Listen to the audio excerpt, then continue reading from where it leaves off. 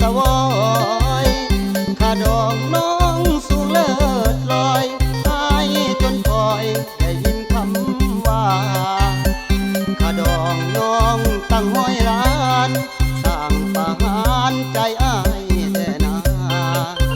มีคำพร้อมอีกเพิ่นว่าอ้ายนี่นาจนว่าโมแทนยินคำแม่น้องเอิ้นอ้ายก็เลยนั่งซึมเศร้า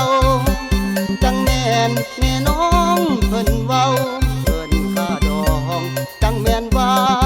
แพงอ้ายมันเป็นคนบ่มีโอ้คนดีเสียบใจแห้งแห้งแม่น้องเอิ้นข้าดองแพงเสียบใจแห้งแท้เด้การดาผู้บ่นาว่าอ้ายเป็นคนทุกข์ยากเป็นคนลำบากเพียงลู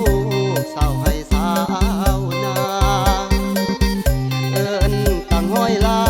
นสิเอามาแต่ใสแก้วตามีคำพร้อมคือเพิ่นว่าไอ้นี่นะเกือบสิเป็นลมคำที่แม่น้องเอิ้น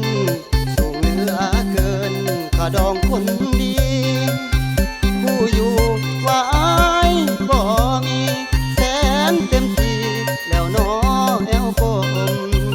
ห้อยลานประหารใจสายใจสลายเพื่อสิเป็นลมแม่น้องเอิ้นข้าดองคมเหมาะสมไอ้ต้องขอลา